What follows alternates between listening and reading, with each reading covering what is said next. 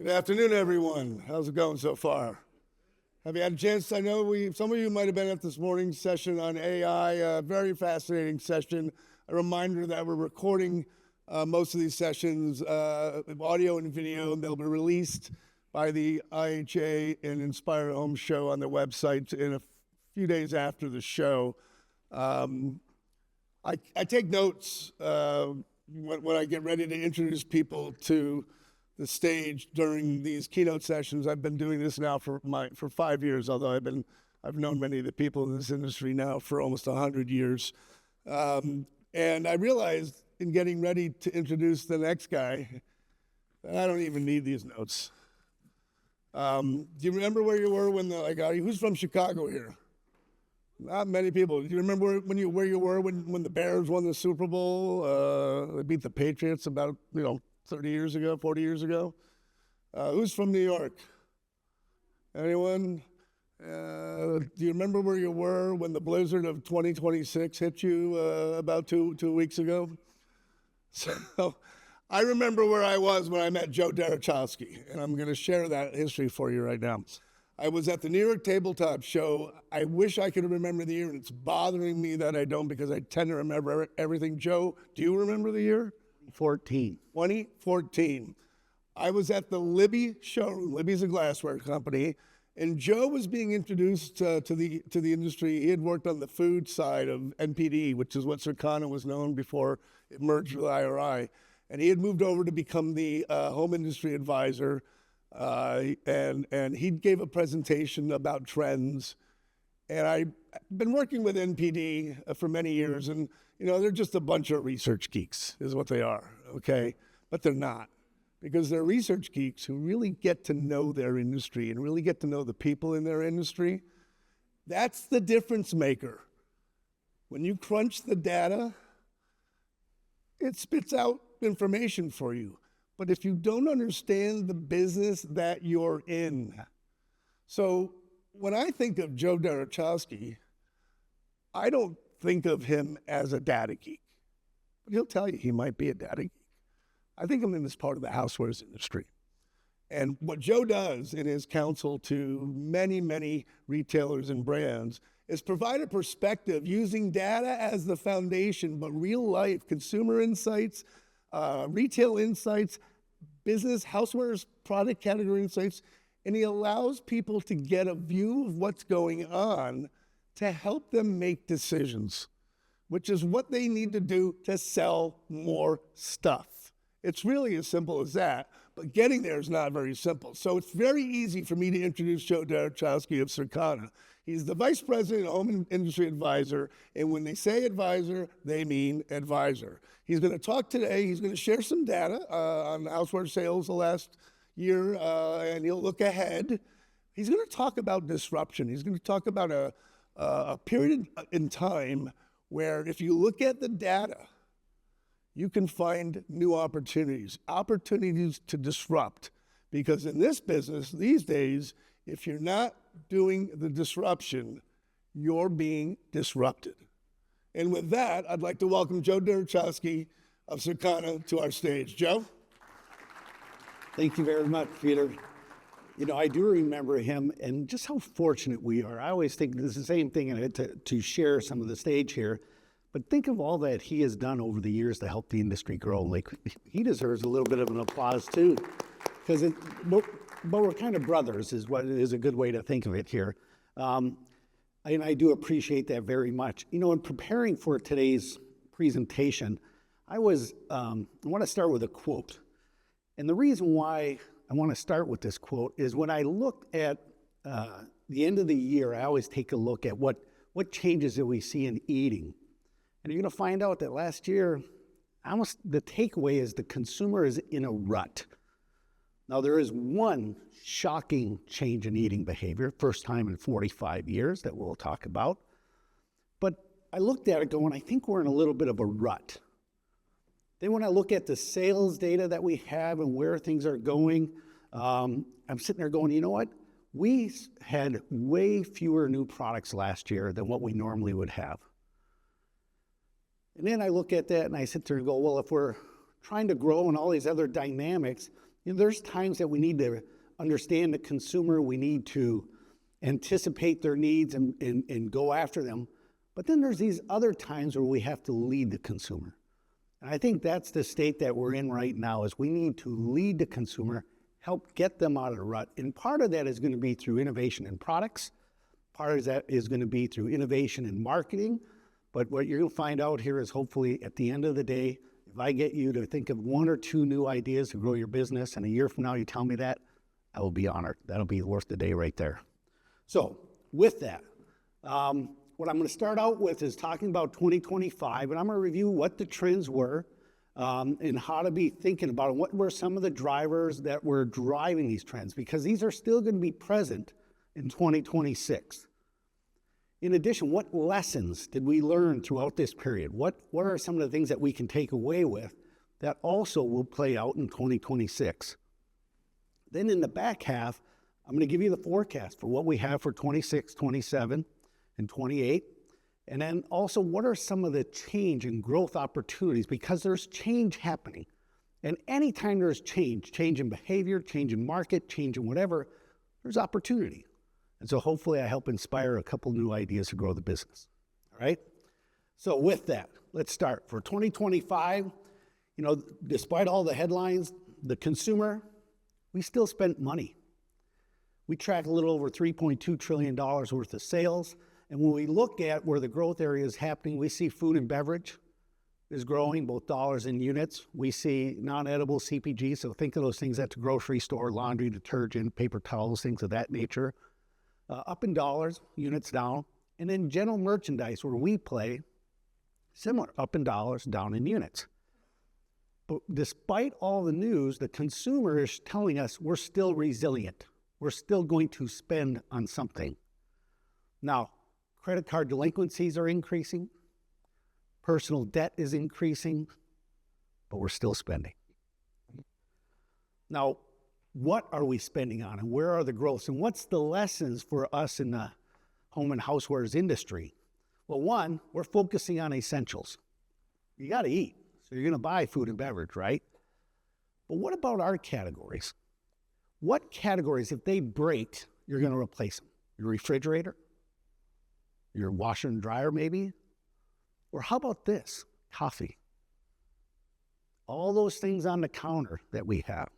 All those things that are frequently used. So one of the things you want to be thinking about this year is, for my category, if I can increase usage, the more it's going to become essential.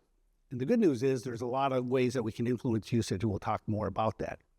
The second thing we saw in apparel, bottoms, so think sweatpants in that area growing, as well as outerwear.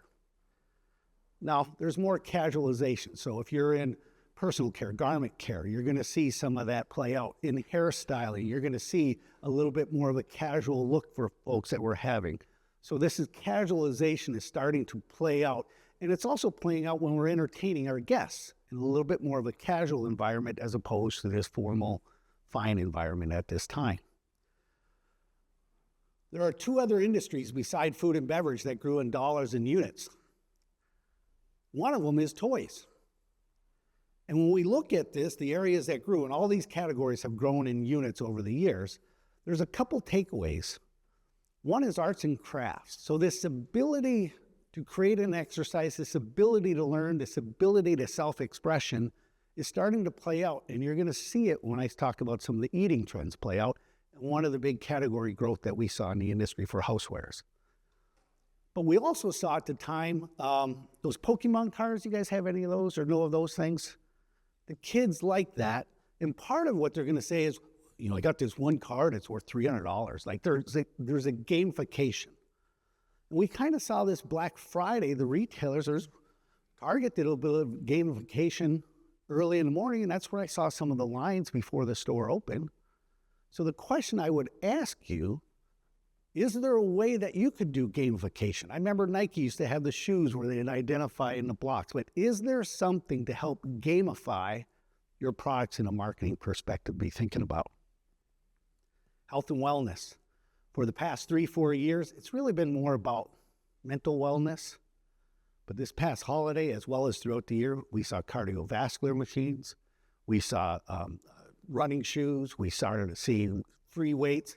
The physical wellness is popping back up. So for portable beverage wear folks, that's very good news. For people to help make protein, that's very good news. So long story short, there's a lot of opportunity, but I think this year you're going to see a continuation, yes, of mental wellness, but also physical wellness being at play. And then last but not least, the other industry that's been growing dollars and units is beauty. Now, does anybody here have a teenage daughter? Anybody? And their Christmas list, I'm assuming it's all what? It's all perfume, it's all the beauty products that are out there. And why is that? Now, my colleague who does what I do for beauty, she's going to say one for wellness, mental wellness. She always says in tough economic times, there's a lipstick index. You buy more lipstick, it makes you feel more comfortable, makes you feel good about yourself. But also on top of that is the power of social media to drive demand. And we're going to talk more about that. There's a lot of techniques out there that are going to allow us to help inspire that consumer, inspire some of the usage, and help drive the categories you have. So if you can think down those paths and leverage any of these benefits this year, that's going to be a big goal for us. But if we look at the year, and I want you to look at the right chart first, the bottom line, the one that's yellow, that's the trend in general merchandise purchases by 18 to 24-year-olds. Right now, we are losing that younger consumer. Why? Because if anybody's feeling the pinch, they're more likely to feel the pinch because they make less income. But the older you get, and a lot of the growth that we see and what we see across home is really, it's the people 55 plus. And on top of that, if you look to the left, you're going to see the income. Who's more likely to be lower income? Younger consumer. The growth is happening amongst the higher income, those households $100,000 plus, and it's part because they're older consumers. So when you hear of the K economy, what's playing out there, a big part of it is right here. You've got one group of consumers really feeling the pinch and going to be looking for the lowest price. And you get another group of consumers that's going to be looking for the best value, the highest quality, the things that they can afford because they're going to get what they want to get. And so it's hard from a pricing, and I understand that challenge you guys have, but you want to be thinking about, you get these two drivers playing out here as we speak. If we look across North America, and I'm going to talk mostly about the US here, but right now, across North America, we saw a lot of growth in Mexico. And we saw growth in Canada. Now, there's a couple different stories there. Both are seeing increased rising debt. But one of the things that you're seeing is with more manufacturing, more employment, more movement, Mexico is seeing strong growth happening at this point. Similarly, Canada, at the beginning of the year, they dropped some of their interest rates, and so home sales for the first 6 months actually did fairly well. They've kind of leveled off here recently, but they did well because there's some of that movement. And that's one of the big challenges that we're going to be trying to figure out here is how do we increase the home sales? And pretty soon that's on the horizon for us. We'll talk more about it. But if we look across home, what we're really seeing is to the left is going to be, the first part of that sentence is going to be dollars. And you're going to see we started out the year well. In the middle of the year, we're kind of treading water. And then the fourth quarter is a little bit down. But the bigger story is when you look at the units in ASP, as the year progressed and ASPs increased, the units started to follow it. So there clearly has been a little bit of a change in the rhythm of the year that we had. If we continue down this path, what we see in these across home is the ones on bottom were all declining in dollar sales. The ones on top were growing. And I'm going to spend a little bit more time on kitchen electrics and housewares, but I quickly want to chat about what's the insight. Home decor was a lot about plants, was a lot about entrance that people have for entertaining opportunities. We saw a lot of baskets and organization that people are starting to do. Home improvement was some outdoor lawn and garden, but a big part of it was also indoor paint. In winter of 2021, we did a lot of indoor painting. You see some of that returning, but the bigger issue is, any new moms out here? First-time moms? So there was a little baby bump in 2021. And so now everybody's getting new beds. They're getting into that age. And so for the first time after decades of a decline, we saw an increased number of babies, and we're starting to see textiles related to kids-oriented beds that you're starting to play out. We see some of the paint playing in, and there's no doubt that you're building out those rooms at this present moment. But that's important for us because they're about to enter kindergarten and first grade. What does that mean? There's going to be sick a little bit more, maybe. You're going to also see there's going to be changes in eating. You're going to start to develop stronger friends than what you have, so a little bit more entertaining that'll happen. There's a lot of changes that will occur at that time. If we look at textiles, you'll see some of the throw blankets hitting replacement phase, driving some of that. For personal care, it's a lot of oral care related products that are doing well, garment care as well. Major appliances, it's really laundry that's growing. In part because of innovation that they're having, but as well as some of the replacements. Furniture is down, but the areas growing are related to your home office, which is also at a replacement phase from what it was in 2021. And grills are really about charcoal grills and portable tanks that they have for there. So that's where you're seeing some of the growth happening. But let's talk about the core categories that we have. The drivers across all the industry, and this will play out also in 2026, is we are hitting replacement. In 2021, we bought 4 to 5 years worth of stuff. In 22, we bought 2 years worth of stuff. Right now, all this is starting to happen. It's hitting a replacement. In addition, we are eating at home because, like death and taxes, you can always assume in tough economic times we're going to eat at home. It's 4 to 5 times cheaper to eat at home. That will always happen. Now, the restaurant industry increased slightly, not enough to change the share of meals, but it really was, as we worked more, the non-commercial restaurants saw a little bit of a bump. Moments of joy. We are looking for those things that bring joy. You're going to see coming up here the ice shavers and ice cream makers and some of the fondue sets and some of the entertaining related products were there. But we see that across the board. Health and wellness, weather. This was a La Pina year, so areas that normally didn't get cold got cold this year. You also had fires out west, so home comfort had a very strong year across the board.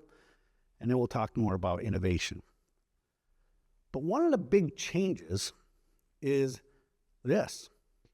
Since 1980, the trend in homemade or partially homemade baking has been declining. The ready-to-eat baked goods you get out of their store and stuff has been growing. Until this year. Now, having looked at eating patterns over the past 45 years with the data we have, it's shocking to me to see this. But that's very good news for us because there's ways it can happen. I'll share a little story with my son, who's a senior in high school.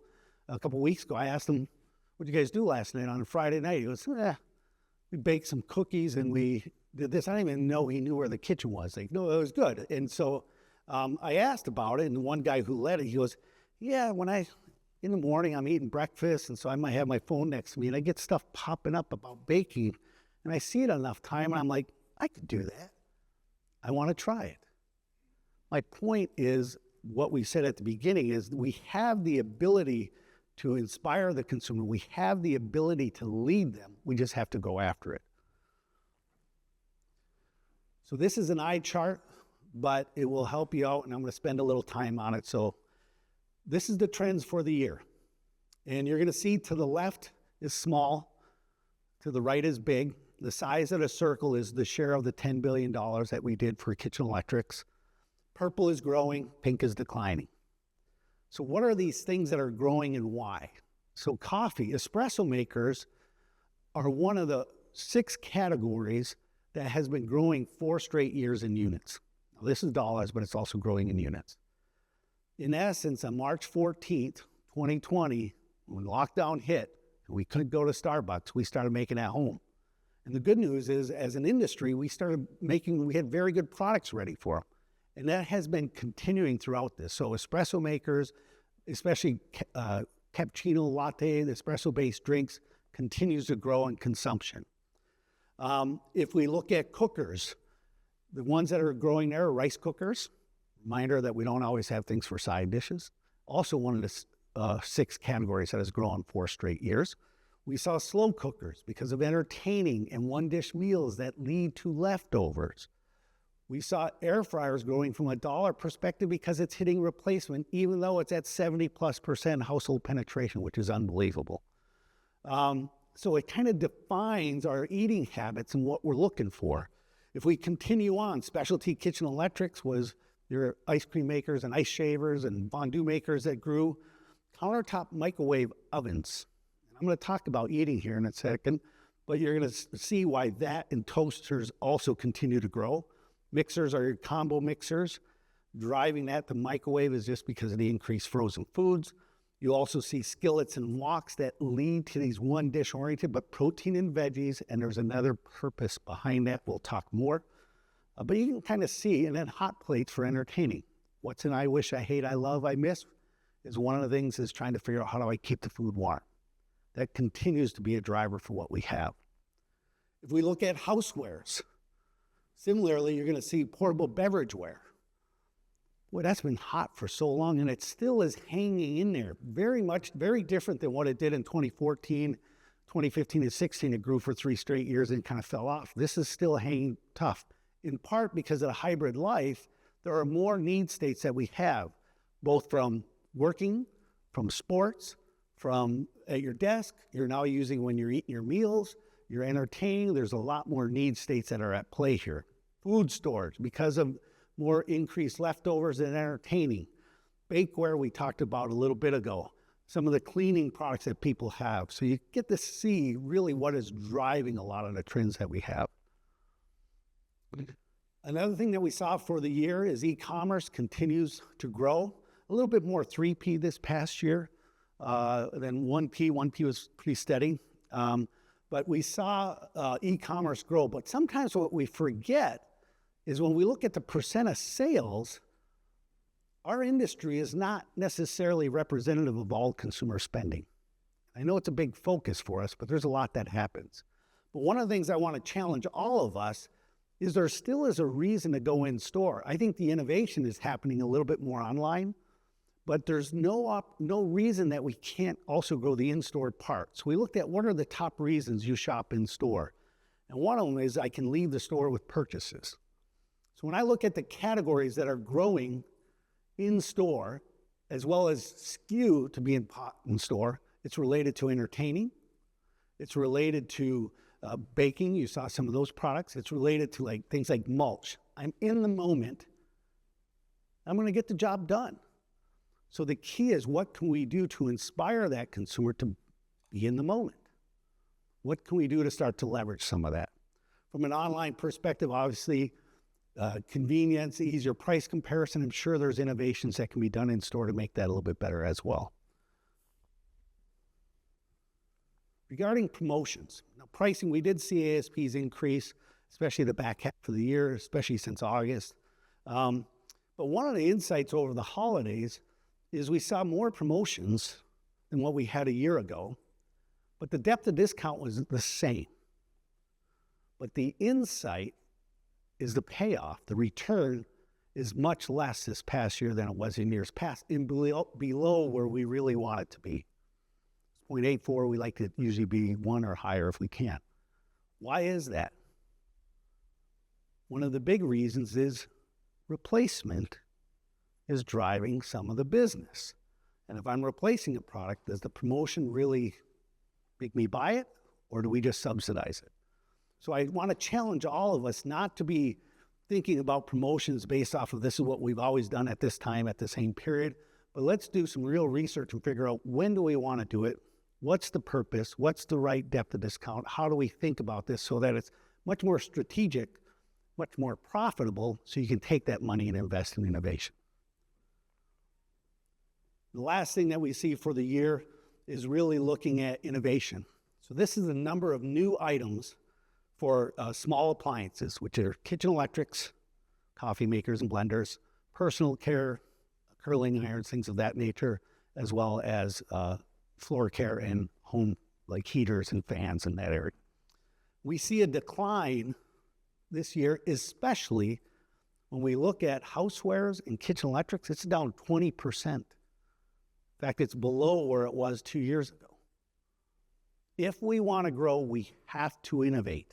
We have to, and not just innovate for the sake of innovating, but innovate on products that solves the pains, wishes, and frustrations of the consumer, both in the usage of the product or in the moment around the usage. And so I want to make sure that we're always thinking, listening, and trying to observe and anticipate what those needs are. All right, so that's 2025. A lot of these will still carry over in 26. Now the question is, what are the opportunities for 2026 and beyond? Well, first of all, we just finished our Future of Home. We do this forecast of over 156 categories for the next 12 quarters. We do it twice a year. We just finished it, and we are forecasting for 2026 dollars to still be down, and the units will be down as well. We are forecasting then a slight increase in 27 and in 28. But let me give you another way to think about it. Q4 and late part of Q3 and this quarter are probably going to be the bottom. This is as rough as we're going to get from a units perspective and an ASP perspective, and the question is, how do we manage dollars? But by Q2, it should be a little bit better, still down, but not to the magnitude. We'll start comping versus price points and stuff in Q3, and we're getting much smarter at managing our pricing and promotions as well during this period, and so that's going to be closer to flat. And then Q4, I'm suspecting it's going to be up. We are forecasting it to be up slightly. And then this goes to 28, but I think if we do it out to 2033, it's going to continue to grow. We are on an upward trend. We just got to endure this quarter and be patient as we go through the year, okay? But let me see if we can give you some ideas on maybe how to make this forecast wrong. I would love it if we as an industry do that. That would be great. So I believe if there's change, there's opportunity to grow. And there's a lot of change happening. Demographics, eating behavior, path to purchase, technology, and time. There's a lot of things that we can leverage. So one of them is we're looking at, to me, this is a chart. Anybody who's seen me present, I use this in almost every presentation because to me, it predicts every trend there is. If you think about a trend, it's a change in behavior times the change in the number of bodies doing said behavior. Well, what this is that second part of the equation. So picture in 2020, the census is saying there's going to be X million 42-year-olds. And at 2030, we're forecasting it to be Y million 42-year-olds, and the delta is what you see on this chart. Okay? Now, why is this important? What are those big moments that we buy a lot of products? Kids go off to college. It's not a growing area, but it's going to be kind of flattish. The off-campus, which we don't always market enough towards, is going to be a growing part, as well as your first apartment once you graduate. Typically, average first marriage is around 29, 30 in that area. You're going to see some of that also be mathematically growing. The average first home buyer right now is 40. Historically, it's 32 to 33, so we're sitting on a housing bubble. You figure once interest rates get somewhere in the low to mid fives, as well as supply picks up, that should give us several years of run rate behind us. But that's a growing part. And then all of you homeowners are very similar. We know what it's like once you own a home. You do one home improvement project, and it's like eating a potato chip, right? You can't stop. Every year you're doing something. And so that leads to kitchen remodels, that leads to bathroom remodels, that leads to all the parts of the house that we start to go after. Then, on top of that, once you become an empty nester, you're still paying for college, but then at some point you travel, and then at some point you're going to say, I'm either going to upsize, downsize, remodel, or move. And I'm going to do some work for it. That's very good for us, whatever the answer. And then about a third of the people, when you retire, move more than 300 miles away. Put another way, us in Chicago, we want warm weather, so we're going to bail. That's another great opportunity for us. And then one that we overlook often are those people 75, 80 in that area that start to become much more homebound. So things like open and close and things, weight becomes an issue for floor care. Things like this start to play out. And we don't market to this group enough. Let me give you another way to think. And, by the way, thank you for our little baby bump over here, too. So thank you for that. The other thing that we have is from an eating perspective. So so you know now. So what's going to happen is, everybody brags about when their child is born going, oh, look, eats kale. The greatest parent there is, it's all the broccoli. Well, then what ends up happening is once they get around 5, they start getting texture issues. So they want nuggets and things of that nature. So now mom's in a fight and convenience starts to get dialed up. Then suddenly they start getting into that a 10 to 14-year-old and you and your spouse become an Uber driver, driving one to here, one to there. And then 15 to 19, you start cooking at different times because they're able to drive on their own. So how do you manage that? That 20 to 29-year-old is a primary restaurant consumer. You're going to see them use that. And then suddenly when you get to that area 30 plus and you're at home, that's when you develop your cooking skills. You start out not feeling that you're an expert cook, but by the time that kid graduates, you feel pretty good about yourself as a cook. What are we doing to influence that? Where are they going to go get their information for that? Who's going to be guiding them at this moment? Because they're already going to be much more eclectic in their taste than any other generation, as well as they're going to be a little bit better cooks than every other generation at that time. And then suddenly once you turn 55, more than 60% of us have some sort of medical issue that you're either managing towards or managing against. And especially once you start getting 75, 80, you have a hard time getting enough nutrition. The volume of food that you eat is different. And it's tough to cook for 1 or 2 people. And if you're going to be healthy, you're going to eat more fruits, more vegetables, exercise more, and eat more homemade, less processed foods. Oh, those are so good words for us. So we need to be thinking about how can we tie into these different life stages that the consumer has. And when you're marketing, who are you going after? Because how you describe the benefits is going to be different. For example, when we look at health and wellness, you're going to see how it's defined by an older consumer is very different than how it's defined by a younger consumer. So the language you use, the actual foods you make are going to be different, and so how we prepare them is also going to be a key variable. Let's come back to this. We have this report called Eating Patterns in America. It was first written in 1985, and every year we do it. It used to be a book about 500 pages. Now it's charts and Excel. It's 500 pages. But I went through every tough economic time that we had, and every one was exactly the same. The takeaway that, and this is it. One, you're going to eat at home. And the reason why we're going to eat at home is, like I said, it's 4 to 5 times cheaper. You can count on that like death and taxes. Next thing you do is you go from steak to chicken. And then you start cutting up the chicken and you're mixing it with rice and with pasta. There's more substance to it and it becomes a little bit more economical. And that's part of the reason why you see rice cookers doing very well at this type of stage. You see some of the leftovers and food storage doing well. You have fewer dishes and ingredients as a way to control it, so there's less additives or less cooking aids being used. You have more private label foods. When you were going into the office, you would carry meals instead of eating out, again, because it's cheaper. Very good news for food storage, portable beverageware. And then you would have more leftovers. So think of all the appliances you use to make leftovers. Slow cookers, multi-cookers, both doing very well.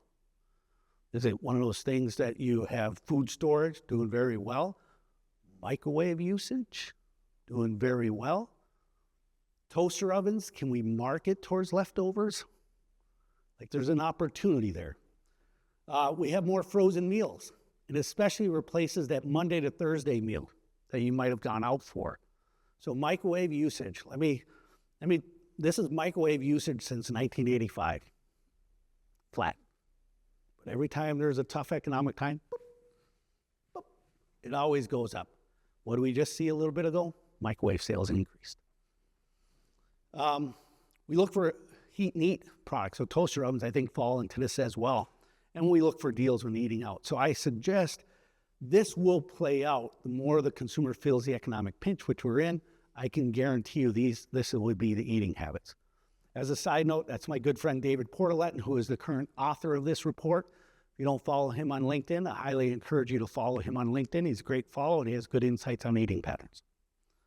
Okay, so speaking of that, so what are the top, if we look at the need states in the morning that people have, what are the top overdeveloped foods motivated by health? Now, every one of these foods has that I wish, I hate, I love, I miss in either the preparing, the heating, the serving, the cleanup, the storage. It's just begging for innovation. So I'd be looking at these foods that are playing out here because they should continue to grow, and they actually increase as you age, so they should be strong for the next 10 to 15 years. So I'd be looking at products related to here, and that's why you see also some of the rice cookers being used for hot cereal. There's a lot of innovation for eggs to be done here. Let me call out one thing that is not always obvious, which is protein. More than 41% of the population is trying to get more protein. And so you're seeing things with eggs, you're seeing things with the protein drinks. If we look at the fastest growing products in food over the past year, most of them, a majority I should say, are related to protein. It's tough for blenders. We got to figure out how to compete because the food manufacturer is being aggressive at that. We can certainly do it because it's cheaper. You can control the ingredients. But understand this desire for protein is there.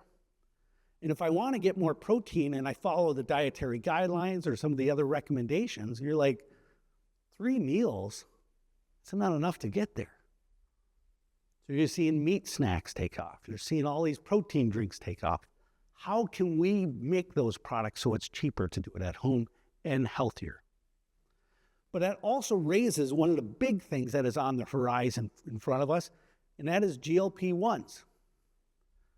Right now, that should get up to about 23, 24%. That's usually the number of people on a diet. It'll probably pop up a little higher than that because right now the growth is happening amongst that 35 to 44, and it's more for losing weight and where it originally started out for diabetics. But that'll come back and it's going to go across the board. But I call this out because what's going to happen if you take GLP-1s is they're going to say, eat more protein. You don't want to lose any muscle mass. And when you learn how much you got to eat, you're going to go, oh, how do I do that? The other thing you're going to say, you might be worried about constipation, you need more fiber. What are all the products we have to help you get more fiber? Also to prevent that, you need more water. Oh, that's very good for portable beverage wear. We got to be thinking about how that plays out. Oh, you might want some gum. There's a whole bunch of stuff. So let me show you the product categories that are skewing high amongst GLP-1 users, because we're able to look at one of our services. We track everything you buy and stuff. And so we're able to look at people longitudinally, what they buy and what they're on and what they have. Look at this list. So I needed that protein, right? So I'm going to get some of the grills. I'm going to get the skillets and woks. I'm going to get the blending and processing and vacuum sealers. Now, what you're going to find out is your volume of food actually declines a little bit, but you will eat, for some people, a little bit more frequently. But here's the ironic thing. 3 months after you start this, your restaurant visits pick up. You start going out to restaurants more. Why do you go out to restaurants more? I just lost 10, 15, 20%. I'm feeling good. So guess what? Yeah, I might need a sewing machine, but I'm also going to do a curling iron and styler as I start to go out more. There are things that are playing out to help you get more active, to entertain more, to be part of it. So the question is, all of us have a chance to market towards this audience. How are you going to do it? That's the question. but there's money to be made. If we look at what's going on from a houseware's perspective, you see a very similar story. They're going to entertain, because now I feel good I'm having guests over as well as going out. You're going to see that we get a little bit more organized in the kitchen by having people over. Oh, I need that beverageware for that water. Oh, there's money for us to be made in this market. But we have to think about how do we tap into it. Okay, another option. You're always going to have a main dish, right? The main dish is the main dish is the main dish. But what sometimes we forget about is that side dish. So let me give you a little trick on eating. If I list you the top 10 foods from 1980 to 1990 to 2000 to 2010, 2026, and 2036, most of that top 10 is going to be breakfast related. Because the number of foods you eat for breakfast tends to be this list.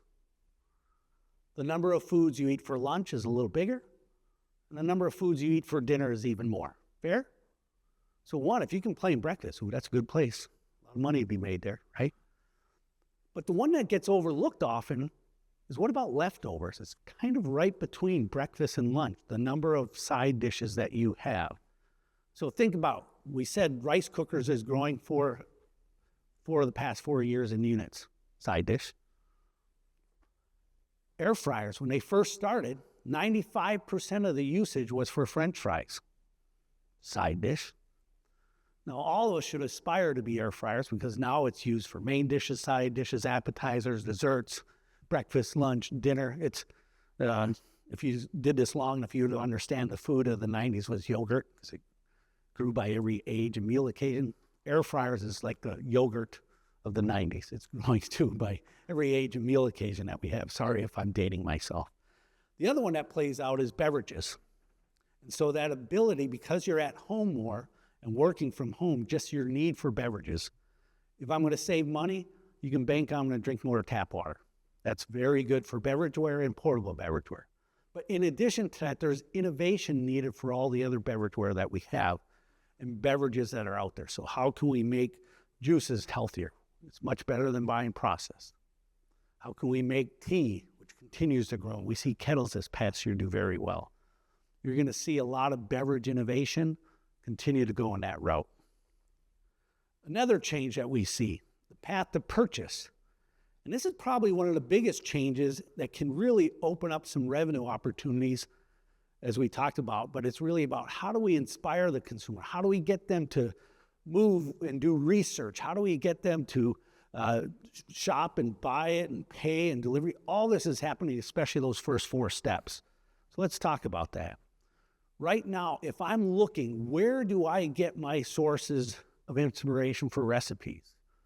This is from our kitchen audit, and you can see the red number is 2024, the purple is this past year, 2025.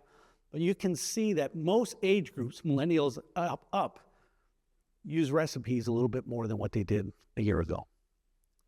In addition to that, you can see how cookbooks still indexes very high for boomers. Now, I will say when you retire, the behaviors you do when you retire that you don't do in other generations is you're going to spend more time in the bathroom, you're going to read more, you're going to travel more, and you're going to garden more. All those have opportunities as we start to play with that in the cookbooks.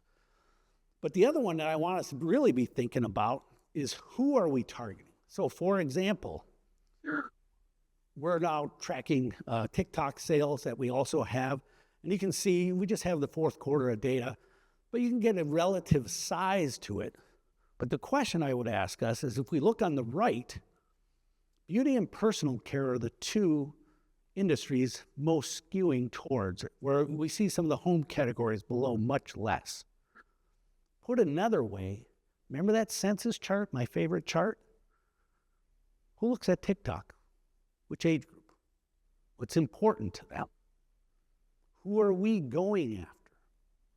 What does that fit in the overall strategy? And so because of that, there's a lot of work that is playing out in this end of how do we inspire the consumer and which social media is the best for which consumer. The other thing that's on the horizon is AI. Our tech group asked this, what are top ways consumers say they engage with it, searching for answers, getting recommendations, writing letters, things of that nature. But the one is really in the middle, getting recommendations. I suggest to all of you, if you haven't done it already, type in your category. What is the best? Name the category. What's the best coffee maker? Do it on Gemini. Do it on ChatGPT. Do it on Claude. Do it on all the ones that are out there, and you're going to sit, and Grok, you're going to sit there and go, these are all very different answers. One of them even actually has the ability for you to be able to purchase it right there, just a click. What is this going to be in the future? Is this going to be how we're going to search for products? Is this going to be how we buy products? If we do that, for you to get pulled up, if you do online right now, you have to write some catchy keywords and a smaller directed script, where on this, you're going to want to write everything on Earth so that it picks it up. How this plays out, I don't know. But if we manage it correctly, there's money to be made. There's also life moments, but there's also these micro moments. One of the big ones, we just had the Olympics a little bit ago. And we got the World Cup coming this year. Why is this important? What can we do to drive some of that traffic forward? So I'll give you an example. We know from an entertainment that 1 out of 4 shoppers, they shift their behavior during the major sporting events. It's at the front end of it, especially Gen Z and the younger millennials. And so if we take that with what's happening with AI and the other things we talked about a second ago, you might be able to see it and buy it within seconds. So instead of 15 years ago, you watch a Super Bowl ad, and then you talk to your friends and you drive to the store and walk the aisle and pick it up and bring it home. Now you're going to be able to order right from the screen. You might order right from that AI agent that you use. So there's a lot that's at play, but this is then going to change not only for what's happening there, but then another change that's happening is how are we doing our marketing? Are we using television? Are we using streaming services, the way people digest them? Are we using the retail media networks? Are we doing influencers? They all have a place. But how and the return for each one is going to be very, very different depending on the category, which is dependent on who's doing the purchasing. So one of the other change opportunities for us, growth, is to better manage our marketing strategy and how we're going to advertise and how we communicate, which one brings us the biggest return on investment. And so there's a lot of innovation for the analytics companies that are playing in this space, including I've sat more new product things in the last 3 months in the last 10 years. But you're learning about the advancement that we have in managing our marketing. We're learning about the advancement in managing data to be able to drive the insights from it. We are as marketers going to look back at this time 15 years from now and go, that was an incredible era where we can really evolve to much more personalized marketing, much more prescriptive marketing, much more speaking one-to-one. This is a phenomenal time to be a marketer. It's all in play right now, and I think that's a change agent. If we manage it better, we'll do better than other competitors. Another opportunity, we talked about smart home. You're going to see different categories across smart, but I want to call out on the left, kitchen electrics, about 14%. You still have more people on it. The reason why I pull this up is this year at CES, major appliance companies continue to talk about using smart to identify what's in the refrigerator, provide you guided recommendations. But what's different this year than other years, it's being a little bit more diagnostic because of AI and a little bit more prescriptive. And we see it across the board, and I think that's going to change how we do smart. It's become a little bit more diagnostic and a little bit more prescriptive on how we cook a product. But I think two of the opportunities we have in front of us is, one, how are we working with major appliances? What the major appliance companies are missing is, I don't really care about that. I care about getting dinner done. And so to do that, I might need dry goods. I might need different appliances or housewares. How are we talking about this. So I challenge them and I challenge all of us that if we can make Thanksgiving meal, all those dishes get done on time and done to perfect quality, we can handle a Thursday in April. But to do it, we have to figure out how we work together across different appliances and housewares together. In addition, we got to figure out how we take smart to make things a little bit more convenient. Never, ever underestimate how lazy we can be as consumers.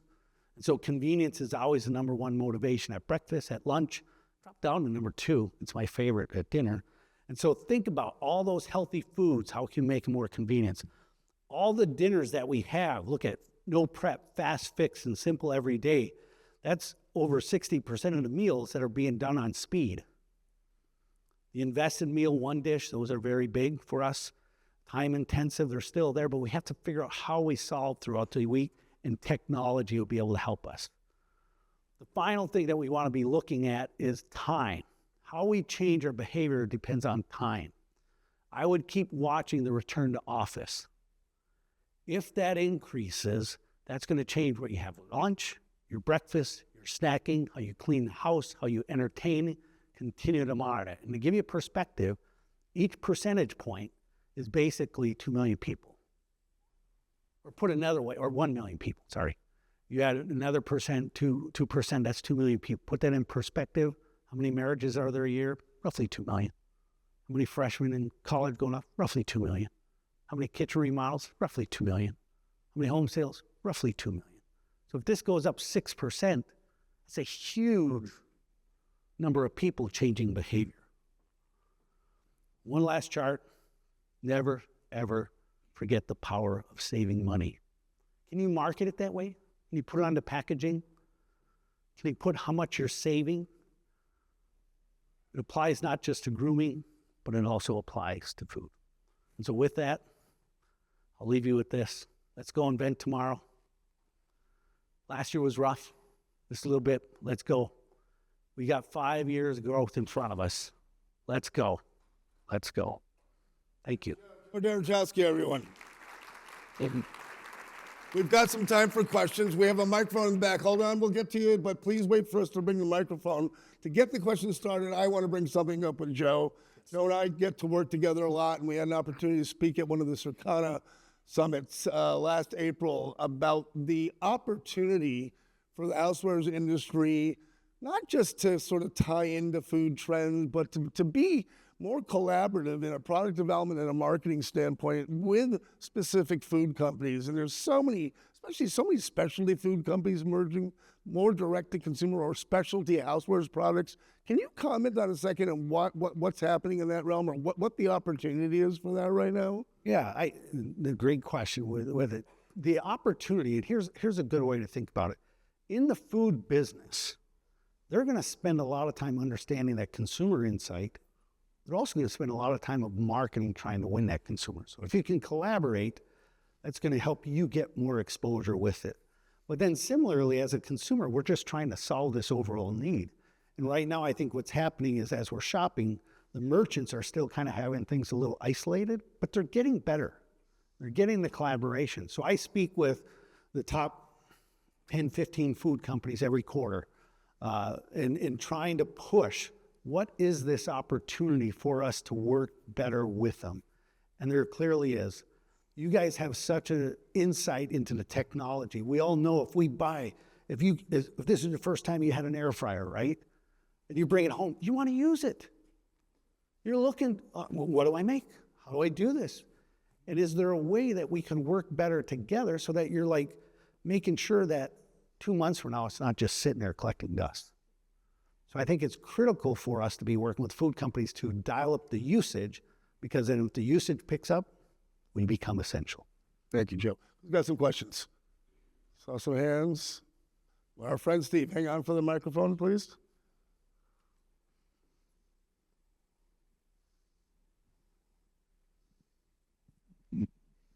You sort of indicated it on one of your charts, but I want you to speak a little bit more about, what I talk about a lot, the bifurcation of the economy. Yeah. In terms of, people that are rich are super rich, Dow 50,000, but what I can't tell, is it a trend? You've been doing this a long time. I just want to understand, how big a trend that bifurcation is, because, I've seen before, the Macy's of the world got killed because they were just kind of in the middle.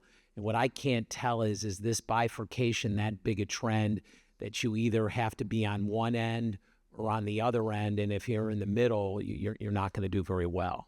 Well, what you would have, so good question with it. So part of the challenge, the bifurcation is happening right now because as costs have increased and as my expenses have increased, my debt has increased, somebody's going to feel it. And when you feel it, your behavior changes. Now, obviously, the less disposable income, which tends to be younger and lower income, they're going to feel it first. And they're going to adjust their behavior. So instead of replacing this, I'm going to stretch it out as long as I can. I'm going to do creative food hacks in what I'm going to do. I'm going to come up with unique ways to do it. But now the older you are, then it's kind of like a tidal wave. It's building up to get to them. Stock market the last few weeks, that's been interesting how that plays out because that's kind of how they're measuring it. So this bifurcation is happening right now in part because of that. How long does it stay? That depends on the economy. That depends on how we do these things. That depends on how the expenses are there. That depends on solving the needs. So it's that group in the middle. If you, on that one chart, you can see it's hovering around flat. Are they going to fall down at some point? Are they going to be picked back up? It really depends on the economy. But do know we're going to spend money. That's who we are.